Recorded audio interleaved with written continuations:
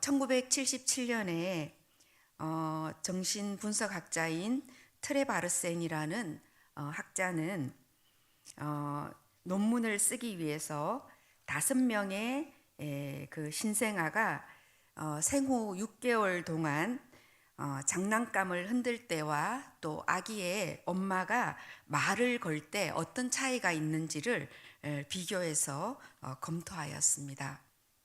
아기들은 2개월이 지나면서 엄마와 모빌 장난감에 대한 반응을 뚜렷하게 차이로 드러내었습니다.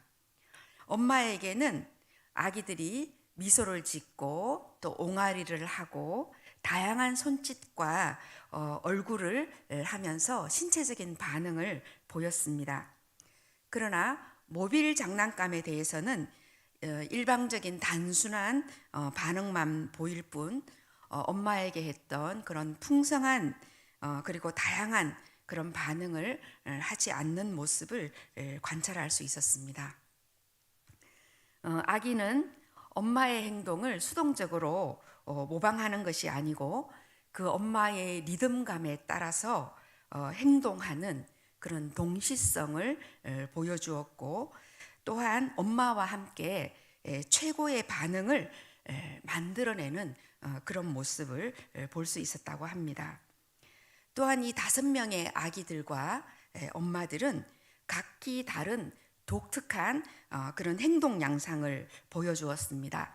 말하자면 이 5명의 아기와 엄마들은 똑같은 그러한 반응을 보여준 것이 아니라 그 각각의 아이와 엄마의 쌍들이 매우 다른 독특한 행동 양상을 보여주었다, 이렇게 볼 수가 있습니다. 이 관찰에 대해서 트레바르제는 엄마와 아기는 상호 의도성 또는 서로의 마음을 공유하는 그러한 상태이다라고 설명을 하였습니다. 이 실험은 심리학자들과 정신분석으로 환자를 치료하던 정신과 의사들과 분석가들 사이에서 엄마와 아기 간에 서로 주어지는 작용하는 상호 주관성을 드러내는 매우 중요한 실험으로 아직까지도 평가를 받고 있습니다. 이번 주는 사순절 5번째 주간이고 또 다음 주는 고난 주간입니다. 하나님의 아들 예수님께서 우리를 위해 사람의 몸을 입고 또 이 땅에 오시고 십자가에 달려 돌아가심으로써 구속의 은총을 주시며 죽음으로부터 영원한 승리를 거두신 부활의 영광을 묵상하며 그 은혜에 감사하며 보내는 그런 주간입니다. 오늘 제가 상호주관성이라는 용어를 가지고 말씀을 시작하는 이유는 바로 하나님의 이러한 사랑이 우리 가운데 마치 좋은 엄마처럼 함께 리듬을 타시면서 춤추시는 놀라운 사랑의 사건으로 다가오기 때문입니다. 사랑하는 성도 여러분, 하나님께서는 우리의 어리석고 미숙하며 연약한 몸짓에 맞추시기 위해서 독생자인 아들 예수님을 우리에게 보내셨습니다. 우리는 무엇으로 그 하나님의 사랑에 응답해야 할까요? 오늘 저는 로마서의 말씀 가운데에서 사도 바울이 아브라함의 믿음을 들어 그가 어떻게 하나님의 리듬에 맞추고 또 하나님을 기쁘시게 했는지 함께 묵상하고자 합니다. 또한 사도 바울이 믿음의 조상이라고 부르는 이 아브라함의 믿음의 순종이 또 예수님의 순종과 어떻게 연결되는지 묵상해 보고자 합니다. 그럼으로써 우리의 삶에 하나님이 손 내밀어서 우리와 함께 춤추시고자 하는 그 마음에 어떻게 응답해야 하는지 묵상해 보는 그런 시간이 되기를 바랍니다. 오늘 본문 로마서 4장 13절에서 25절의 말씀은 4장에서 로마서의 핵심 사상인 믿음으로써 의롭다 여김을 받음이라는 이 이신칭의에 대해서 아브라함을 예를 들어 증명하는 예증의 단락입니다.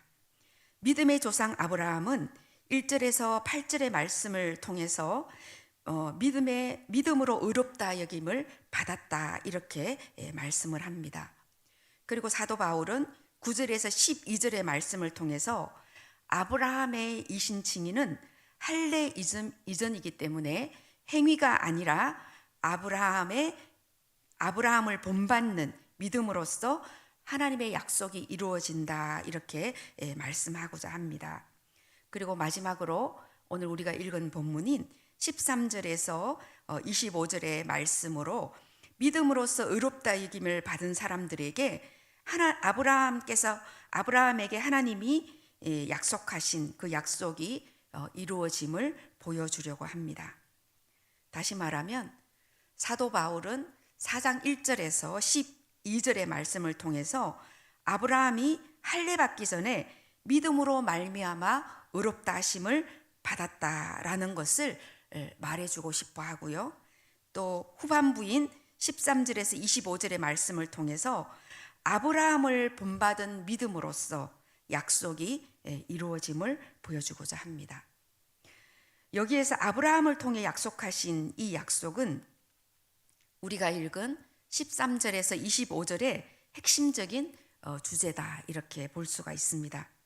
하나님의 약속은 약속과 성취, 즉 아브라함에게 하신 약속, 후손에 대한 약속과 이 땅에 대한 약속, 이것이 바로 예수 그리스도를 믿는 자들에게도 동일하게 주어지는 약속이고 성취다 이렇게 말씀하고 있다고 볼 수가 있습니다. 13절에서 25절의 본문을 조금 더 쪼개서 보면 13절에서 17절의 상반절까지는 약속이 율법에 결부되어 있지 않다라는 것을 말하고 있고, 또 17절 하반절서부터 22절까지는 죽은 자의 부활에 대한 믿음만이 약속에 부합된다 하는 것을 말해줍니다. 마지막 23절에서 25절은 기독교 신앙의 본보기이며 이미 나타난 것으로서의 아브라함의 신앙을 보여준다 이렇게 볼 수가 있습니다. 결과적으로 사도 바울은 4장 전체를 통해서 아브라함의 믿음의 순종이 결국 예수 그리스도를 통한 약속의 성취로 연결이 되고, 이러한 아브라함의 믿음을 본받아 예수 그리스도의 죽음과 부활을 믿는 자들에게 의롭다 이렇게 인정받는다라는 것을 말씀해 주고 있다고 할 수 있겠습니다. 저는 오늘 우리 성도님들과 함께 이 아브라함의 믿음의 여정을 따라가 보고자 합니다. 그가 어떻게 하나님의 부르심에 응답하는 이 댄스의 리듬으로 다가갔는지, 또한 하나님은 어떻게 그의 리듬에 맞추어 가셨는지 함께 묵상해 봄으로써 우리의 믿음은 어떠한 태도를 지녀야 하고 또 어떠한 심정으로 주님과 교제해야 하는지, 사귀어야 하는지에 대해서 묵상해 보고자 합니다. 왜냐하면 믿음은 우리의 삶의 실존에 매우 구체적이고 또 실제적인 것입니다.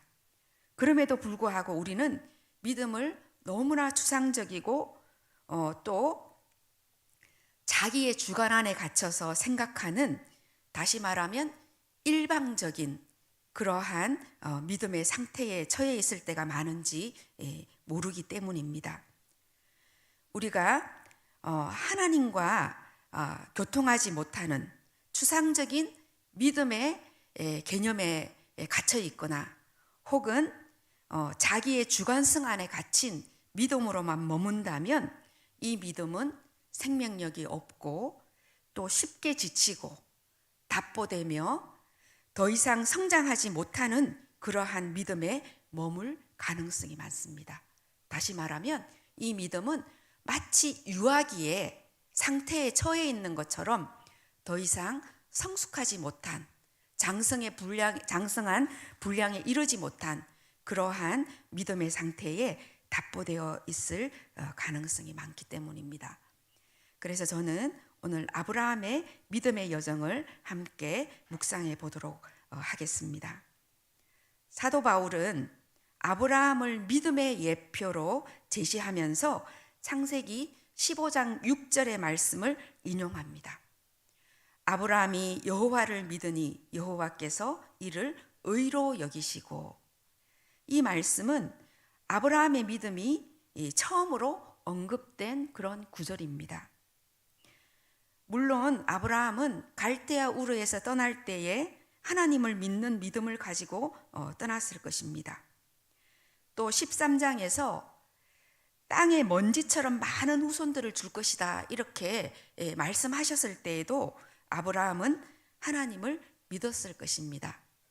그러나 아브라함의 믿음을 분명한 언어로 명백하게 기록한 구절은 바로 이 창세기 15장 6절입니다. 사도 바울은 이 구절을 인용하면서 분명한 언어로 아브라함의 믿음을 명시하고자 했을 것입니다. 사도 바울은 아브라함의 믿음을 좀 더 분명한 근거로 제시하기 위해서 이 창세기 15장 6절을 이 로마서에 사용하였을 것입니다. 뿐만 아니라 사도 바울은 이신칭의를 설명하면서 우리가 의롭게 되는 것은 행위가 아니라 이 믿음, 말하자면 아브라함에게 비로소 언어로 확정되었던 그 믿음을 이 사도 바울은 강조하고 싶었을 것입니다. 다시 이 창세기 15장으로 돌아가면 아브라함에게 있어서 왜 이 시점에 하나님에 대한 그의 믿음이 분명하게 드러났을까요? 그 정황을 살펴보면 창세기 14장에 아브라함은 동방의 왕들에게 사로잡혀간 롯을 구하고 롯이 머물렀던 곳인 이 소돔을 회복합니다. 그리고 소돔 왕이 전리품을 주고자 하였지만 아브라함은 그 전리품을 하나도 챙기지를 않고 오히려 자신을 축복한 멜기세덱에게 11조를 바침으로써 자신의 그 모든 전쟁 후의 뒤처리를 끝냅니다. 이제 아브라함은 자신의 천막으로 돌아왔습니다. 그리고 홀로 깊은 밤에 앉아서 그 지친 몸을 달래고 있었을지도 모르겠습니다. 아브라함은 전쟁에 대한 후유증과 앞날에 대한 두려움으로 위축되어 있을 가능성이 많습니다. 그런데 이때 하나님께서 환시 중에 아브라함에게 나타나십니다. 그리고 위로의 말씀을 전하시는데 뭐라고 하시냐 하면 두려워하지 말라. 나는 너의 방패다. 너는 지극히 큰 상급이다. 이렇게 위로의 말씀을 아브라함에게 건넵니다. 그런데 아브라함은 대뜸 이렇게 대답합니다. 주 여호와께서 내게 무엇을 주시려 하나이까? 나는 자식이 없사오니 나의 상속자는 이 다메섹의 엘리에셀이니이다.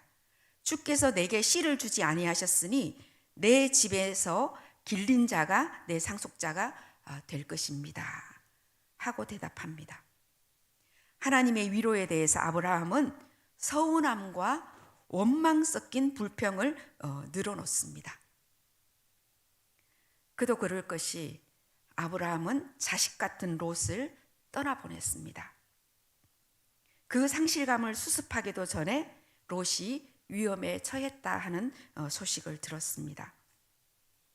아브라함은 자신의 마음의 고통도 수습하지 못한 채 자신의 집에서 훈련한 장병들을 데리고 롯을 구하러 갑니다.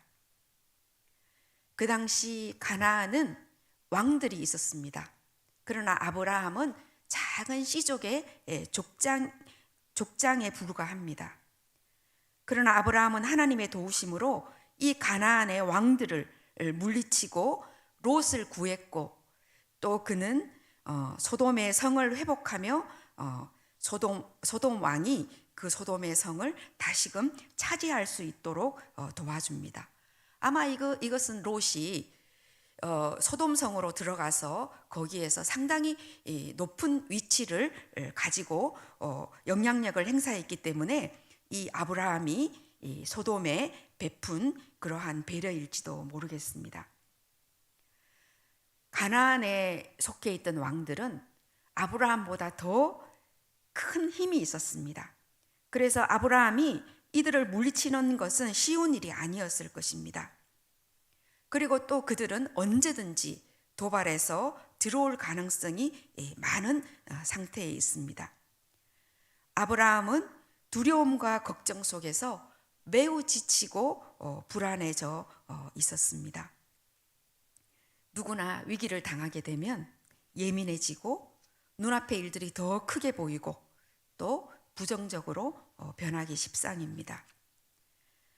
하나님께서 아브라함에게 후손과 땅에 대한 약속을 해주시고 어려움을 당할 때마다 그를 구해주셨지만 아브라함은 다시금 자기 앞에 닥친 이 위기 앞에서 매우 나약해졌습니다. 자, 아브라함에게 하나님은 위로를 건네셨지만 아브라함은 그 위로를 받아들이기 힘듭니다. 자기에게 부족한 것, 하나님이 아직도 채워주지 않은 그러한 것들에 대해서 불평을 늘어놓았습니다. 하나님은 여기에 대해서 어떤 리듬을 타셨을까요? 하나님은 나약해진 아브라함에게 이렇게 말씀하십니다. 그 사람이 내 상속자가 아니라 내 몸에서 날 자가 상속자가 되리라. 그리고 아브라함을 밖으로 데리고 나가서 이렇게 말씀하십니다. 하늘을 우러러 보라. 무뼈를 셀 수 있나 보라. 내 자손이 이와 같으리라. 이렇게 말씀해 주십니다. 마치 어린아이의 징징거림에 대해서 하나님께서는 정말 좋은 엄마가 되어서 거기에 조율하는 것처럼 하나님은 아브라함의 관심사로 낮아지시는 그런 모습을 볼 수 있습니다. 히브리어로 된 원어 성경에 보면 부디 하늘을 쳐다보아라 이렇게 번역할 수 있습니다. 부디라는 말 속에는 하나님의 애정어린 초대의 마음이 듬뿍 담겨 있는 것을 볼 수 있습니다.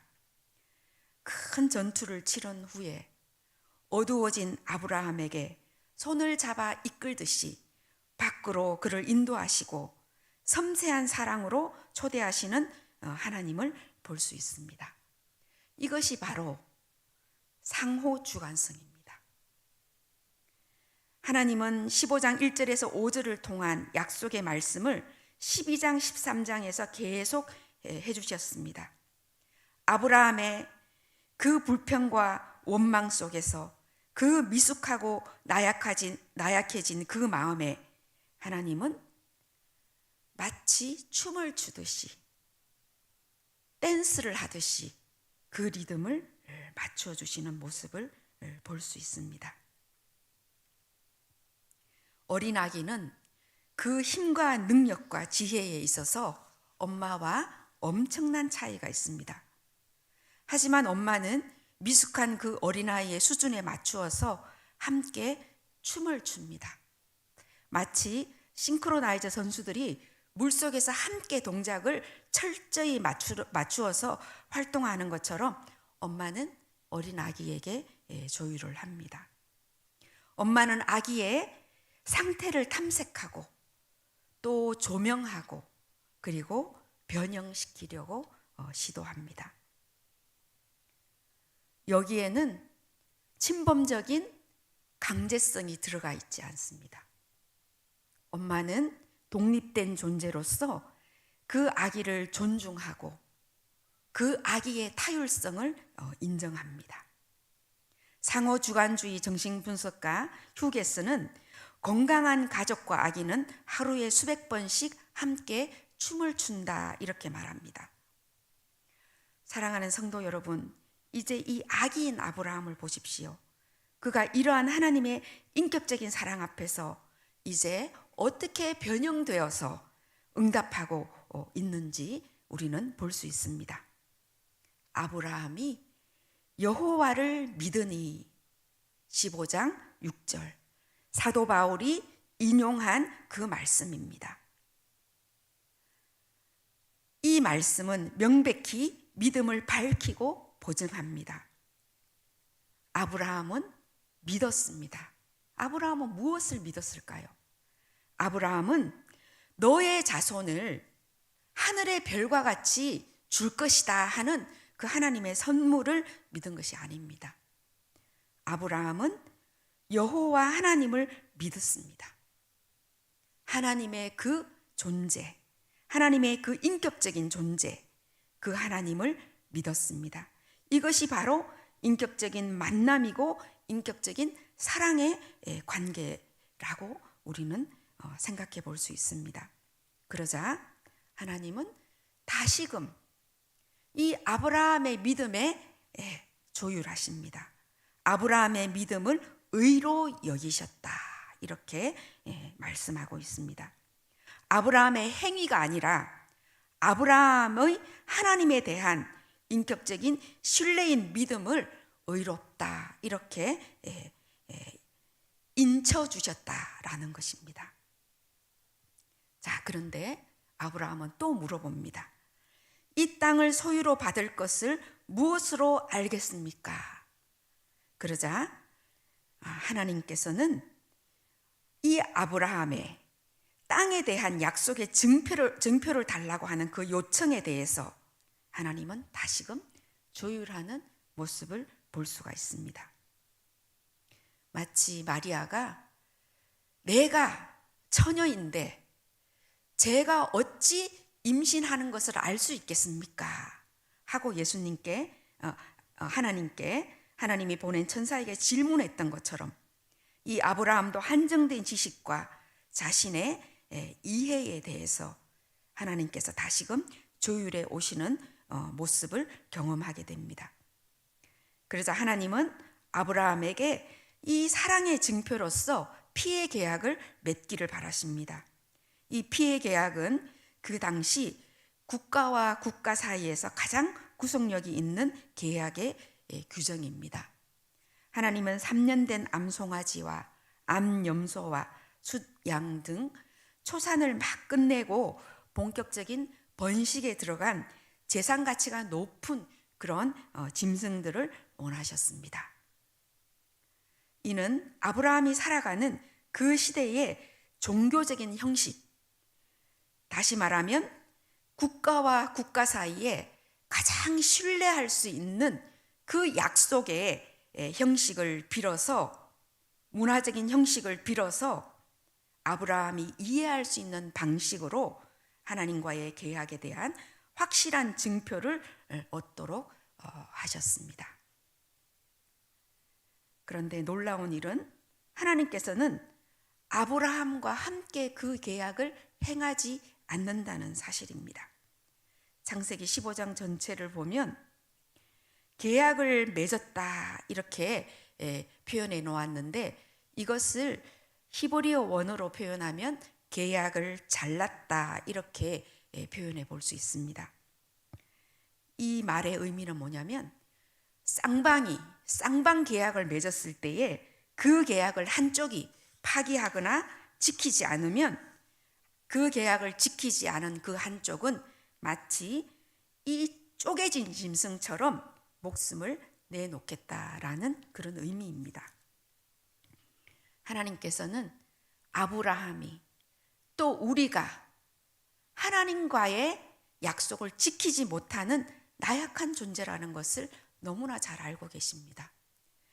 그래서 하나님께서는 쌍방 계약이 아닌 일방 계약으로서 이 약속을 스스로 자신에게 온전히 실현하겠다라는 사랑의 증표를 이 피의 계약을 통해서 우리에게 보여주셨다 이렇게 말씀할 수 있겠습니다.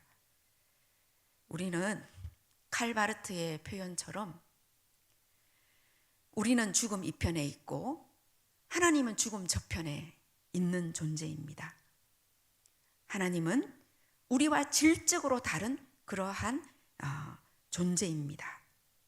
그렇기 때문에 우리는 하나님을 알 수 없습니다. 그리고 하나님도 우리에게 다가오실 때에 알 수 없는 존재로 다가오십니다. 그것만은 명백합니다. 이 피의 계약으로 봤을 때에도 이렇듯이 하나님은 정말 우리가 알 수 없는 그 사랑의 깊이와 넓이와 높이를 정말 이해할 수 없는 그러한 경험으로 우리에게 다가오시는 그런 분이시라는 것입니다. 하나님의 이 인격적인 사랑의 만남, 하나님의 주관과 아브라함의 주관이 서로 교류하면서 하나님께서는 우리를 성장시키시고 성숙한 존재로 변형시켜 가시는 이 놀라운 그 하나님의 약속의 이루심이 이 가운데 있다는 것입니다. 사랑하는 성도 여러분, 사도 바울은 오늘 우리에게 이러한 아브라함의 믿음과 하나님의 사랑하심으로 인한 인격적인 사귐에 대해서 증언하고 있습니다. 아브라함이 바랄 수 없는 중에 바라고 믿었으니, 이것을 영어 성경으로 직역을 해보면 이 아브라함은 바랄 수 없는 중에 믿고 바랬다. 말하자면 against hope, 희망이 없어요. 어떤 것도 바랄 수 없는 절망적인 상태에서 in hope, 희망 중에, 소망 중에 우리를 거하게 하시는 그러한 주님이심을 사도 바울은 우리에게 말씀해 주고 있습니다. 죽은 것 같은 아브라함의 몸과 사라의 태는 바랄 수 없는 상태를 말합니다. 그러나 무엇이 아브라함의 믿음을 견고하게 했을까요? 하나님의 주체적인 심정, 이 심정이라는 것은 말하자면 정말 어떻게 번역을 해야 될지 모르겠는데 영어로는 affection입니다. 거기에는 어떤 이성만 있는 게 아닙니다. 정서가 포함되어 있습니다. 우리의 이성과 논리와 우리의 정서, 그것을 그 정신분석학자이자 또 한국기독교상담심리학회의 초대 회장으로 이 영성을 담당하셨던 이만홍 교수님께서는 심정이라고 번역을 하셨습니다. 하나님의 심정, 그리고 아브라함의 심정, 이 두 개의 심정, 서로의 마음에 대해서 지배하려고 하지도 않고 억압하려고 하지도 않고, 그리고 율법에 의해서 서로의 생각을 고치려고도 하지 않으면서도 서로의 마음을 탐색하고 또 조명하고 사랑으로 성숙하게 변형해 나가도록 인도하는 그 하나님의 놀라우신 사랑의 상호성에 우리는 놓여 있다, 이렇게 생각해 볼 수 있을 것 같습니다. 사랑하는 성도 여러분, 이제 말씀을 맺겠습니다. 예수님을 통해서 이러한 하나님의 상호 주관성은 철저하게 알려졌습니다. 하나님이 사람이 되었습니다. 예수님은 우리 가운데 오셨습니다. 예수님은 우리 죄를 사하기 위해서 내어줌이 되었고 우리를 의롭다 하시기 위해서 부활하셨습니다. 그 예수님의 십자가와 부활은 우리를 향한 하나님의 주관을 나타내 보여주는 놀라운 사건입니다.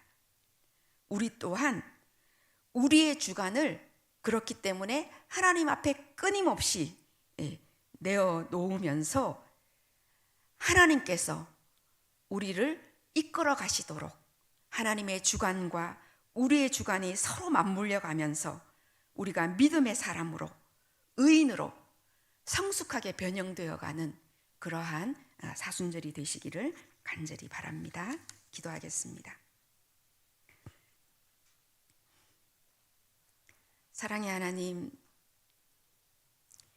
우리가 무엇이길래 이토록 사랑하시고 이토록 인내하시며 이토록 우리와 만나기 위해서 애를 쓰시는지요.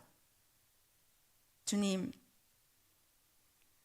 우리를 하나님 앞에 무릎 꿇게 하셔서 우리의 주체의 생각과 마음과 또 모든 경험들을 주님 앞에 내려놓고 하나님께서 우리를 이끌어 가심으로 말미암아 우리가 거룩한 인격체로 정말 변화되어 갈 수 있도록 인도하시기를 간절히 빌고 원합니다.